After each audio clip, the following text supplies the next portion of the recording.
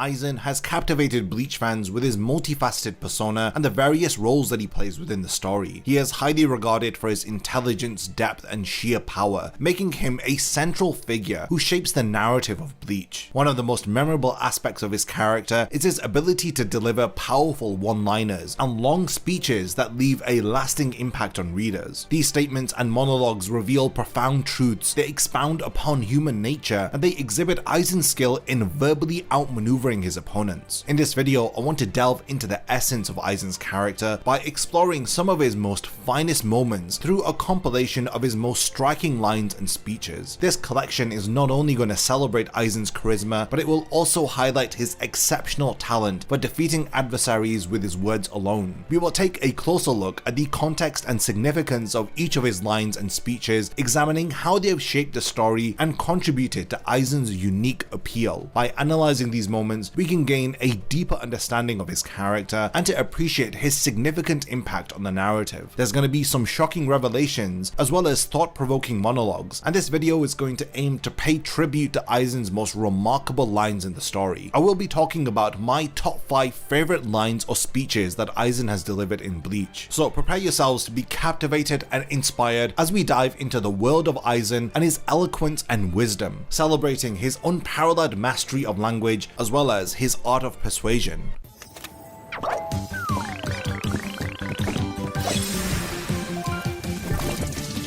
Starting off at the number 5 spot, we have the unforgettable line, "Since when were you under the impression I wasn't using Hyokasuigetsu?" This iconic line was delivered in chapter 392, when the Gotei 13 and the Vizards had joined forces to battle Aizen. The alliance had consisted of numerous powerful Shinigami, which would have posed a significant challenge for most enemies. However, Aizen was not one of them. He had effortlessly deflected their strongest attacks, and their combined effort had failed to even leave a scratch on him. The battle would escalate until Aizen tries to counter Soifon Suzumebachi, but he finds his sword and arm trapped in ice, and before he can react, Shunsui appears from a shadow and pierces him with a sword. As Aizen is still processing the situation, Hitsugaya charges towards him with a frontal attack, intending to finish him off, and just then Aizen notices another figure in the distance, Shinji, who has now activated Sakanade. Aizen is barely able to comprehend the activation of Sakanade before he is stabbed from behind. The Shinigami, thinking that they have won, begin to celebrate, only for Ichigo to exclaim in horror, "What on earth are they doing?" as they realize that they have been attacking the wrong person this entire time. They did not defeat Aizen, but in fact Momo Hinamori. Stunned and confused, Shinji asks Aizen when he had cast Kyokasuigetsu's illusions upon them, prompting Aizen to deliver this legendary line. This moment not only solidified Aizen as an incredibly formidable and terrifying villain, but also as one of the greatest trolls in anime history, a title that few, if any, have been able to acquire. In the number 4 spot, we have a very impactful speech on the list. It's when Aizen says that whether you approach carelessly or with caution, or don't approach at all, it won't make any difference. I'm not talking about the future, no. Your destruction is an inescapable fact of history. After all, what's there to fear? You all died that night 100 years ago. This heavy statement was delivered in chapter 377, as the Vizards had prepared to battle Aizen. This line was a brutally honest dissection of their situation, and in typical Aizen fashion, he delivers the bitter truth that stings his opponents the most. Shinji Hirako and his fellow Vizards had lost everything due to Aizen's schemes. Their lives and positions within the Gotei 13 were all destroyed when Aizen had used them as his test subjects for his holification experiments. They were banished from the Soul Society, and they had faced execution for crimes that they didn't commit. These former captains and lieutenants had dedicated decades of service to the Soul Society, only to lose everything in a single night. Aizen's words are a chilling reminder of the suffering that they had experienced at his hands, emphasizing their powerlessness to change what had happened. He insists that whether they approach him cautiously or carelessly, the outcome remains the same. This echoes the idea in volume 46's poem, which states, "To know sorrow is not terrifying, but what is terrifying is to know that lost happiness will never return." Aizen's statement here plays on their longing for what they have lost. His words that deeply affect Hiyori, who becomes frenzied and attacks Aizen, only to be cut in half by Gin's blade Shinzo. Aizen's ability to devastate his enemy using only words is an aspect of his character that truly deserves more recognition and warrants closer examination. Next up, in the number 3 position is yet another iconic Aizen speech, which I believe to be one of the greatest in all of anime. In chapter 178, Aizen declares, "Since the beginning, no one ever stood atop of the heavens. Not you, nor I, not even the gods. But the unbearable vacancy of heaven's throne ends now. From now on, I will stand at the top. While my delivery may not match the excellent voice acting of Mr. Sho Hayami or Kubo's fantastic paneling, this line still gives me goosebumps. It's a speech loaded with intent, and it does more than just sound cool, as Tight Kubo managed to convey something truly impressive here. The speech is a response to Ukitake, who questions how far Aizen is willing to fall. This reply foreshadows what would later on be revealed about Ukitake. The statement fascinatingly distinguishes between the Soul King and Ukitake, making me wonder if Kubo had already planned the Soul King's mutilated body and fragments residing in different beings and places at this point. This speech not only sets up the concept of the Soul King's body parts, but it also foreshadows Mimihagi, who eventually takes up the place of God, but is unsuccessful following Yuhobaku's intervention. Now, this mention of an unbearable vacancy in heaven hints at the absence of a supreme being governing their world. Instead, there's a decaying corpse that symbolizes their god. Aizen claims that not even God rules their world, which emphasizes that the god that they know is a god of nothing. It rules over nothing. Beyond the exceptional foreshadowing, this line establishes the grandeur of Aizen's motivations and his self-perception. It seems to confirm that he views himself as the most superior being, born for a greater purpose than anyone else can even comprehend. His goal is to become a being who transcends even God. This phenomenal speech delivered at the perfect moment was undoubtedly why so many of us were drawn to Aizen's character and had found him to be a convincing villain to lead the longest story arc of Bleach, the Arrancar arc. Coming in at the number 2 spot is a speech that holds a special place in my heart, and it has inspired me in ways that few things have. Yuhobaku, you desired a world where fear would no longer be a burden, but in a world without the fear of death, people will never find the hope that is to be found by overcoming their fears and persevering through them. While it's true that people can continue to persevere merely by living, this is in no way comparable to marching forward in the face of death, doing their very best to avoid it. That is why people have given that very march a unique and special name: courage. This statement appears in chapter 686, and it's amazing how Aizen can switch from delivering devastating roasts to offering one of the most uplifting speeches in the entire story. In this speech, Aizen contemplates the world that Yuhobaku had wished to create. He acknowledges that such a world would be fascinating, with no one fearing anything and the fear of death being eradicated. However, by removing the human capacity to fear death, Yuhobaku would also take away the ability to demonstrate courage in the face of death and to achieve greatness. It would be a world with eternal life but devoid of any meaning and purpose. Aizen's tone is one of sadness and deep reflection, and this is understandable considering that he has had to learn this lesson the hard way. In his quest to become the ultimate being who would stand above the heavens, Aizen had found nothing but futility. In many ways, he lost the meaning in his life by becoming immortal. He speaks of the world that Yuhobaku had wanted to create because he is already living in it, trapped in that world for eternity. The message is heavy, and it's coming from the character who embodies its ideals the most. It is both uplifting and heartbreaking. On one hand, Kubo uses this speech to inspire us to face our fears and to fully live our lives despite them. But on the other hand, he uses Aizen's character as a warning for those who seek eternal life and the despair that is associated with it. Now, this speech connects to so many aspects of Aizen's grand plan that it truly deserves a video of its own. Now, before I reveal what I believe to be Aizen's most iconic line in the series, let's recognize a few of his other great lines and speeches that didn't quite make it onto this top 5 list. This was because I wanted to select the very best of the best. I did consider a top 10, but I prefer to do top 5 lists, to be honest. Now, the first honorable mention is any betrayal you can see is trivial. What is truly frightening and much more lethal is the betrayal that you cannot see. Aizen delivers this chilling line to Shinji after revealing his true nature, highlighting Shinji's failure to see through Aizen. My next honorable mention is admiration is the emotion furthest from understanding. This line encapsulates Aizen's incredible ability to deceive others. It also contains a valid truth that there is no way you can truly understand understand someone if an idealization of their character is all that you see. My next honorable mention is fear is necessary for evolution. The fear that one could perish from remaining stagnant. In hindsight, this is a line that is quite iconic to look back at, especially when you realize that Aizen had pushed himself into becoming a being bound by stagnation. The next honorable mention goes to there is no such thing as truth or lies in this world. There never has been. There are only plain hard facts. Yet all beings who exist in this world acknowledge only those facts that are convenient to them and take them to be the truth. They do so because they know no other way of living. However, for those powerless beings who comprise the majority of this world's population, inconvenient facts that affirm their very existence are their only truth. This is a great speech that highlights how bias often controls how we perceive ourselves and the world. Now, my final honorable mention is all creatures want to believe in something bigger than themselves. They cannot live without blind obedience, and to escape the pressure of that trust, those in whom faith is placed look for someone higher than themselves. Those people in turn look for someone even stronger. That is how all kings are born, and that is how all gods are born. This is a phenomenal speech that talks about the never-ending hierarchy of dependency which leads people to create kings and gods. This speech carries with it the implication that Aizen would become a being who would transcend that hierarchy and ascend as an absolute god worthy of worship. Now, the most iconic Aizen quote that ranks at the #1 spot, this is the pinnacle of Aizen's character, and it's none other than "Welcome to my soul society." This line isn't just the most powerful line ever said by Aizen, but also possibly the greatest line in all of Bleach. Aizen delivers this iconic line in chapter 682. After Yhwach defeats Ichigo and Orihime, he leaves the Soul King's palace and he returns to the Soul Society. As he walks through the portal, he finds Aizen calmly seated waiting for him. The reason why this statement is so incredible is the context in which it is said. At this point, Yhwach had essentially become God, achieving everything that Aizen had failed to, and he was coming to the Soul Society to trample on its remains. The fact that the Soul Society still existed was only because Yhwach supported its existence with his power. This fact alone will be enough to intimidate anyone challenging his power, but Aizen wasn't just anyone. Out of all of the possible introductory lines Aizen could have chosen, he picks the most defiant one. Yhwach essentially had owned the entire universe at this point, but Aizen stares God in the face and tells him, "Welcome to my world." It is an absolute display of defiance against anyone who would try to rule over him, and it perfectly illustrates why Aizen would never work for Yhwach. This line is simply fantastic, and it serves as a reminder of why we love Aizen so much. In conclusion, Aizen is a fascinating and complex character with numerous iconic lines and speeches throughout the Bleach series. Here we've explored the top 5 most memorable and impactful moments that truly define Aizen as a character. I've tried to showcase his intelligence, defiance, and the depth of his motivations through some of his most iconic lines. These moments not only make Aizen an unforgettable character, they have also inspired and intrigued fans across the globe. Now we've reached the point of the video where I want to hand over the discussion to all of you. What did you think about these various different iconic lines and speeches that have helped to shape our understanding of Aizen? Do you have your own top 5 list of the most iconic Aizen lines? I cannot wait to read about all of your most favorite Aizen moments, so definitely continue the discussion in the comments. And be sure to tell me about any iconic lines that I've forgotten to mention in this video. I'm sure there's bound to be 1 or 2 of them. And finally, thank you for making it to the end of yet another Bleach video, and I can't wait to see you in my next Bleach top 5 ranking video.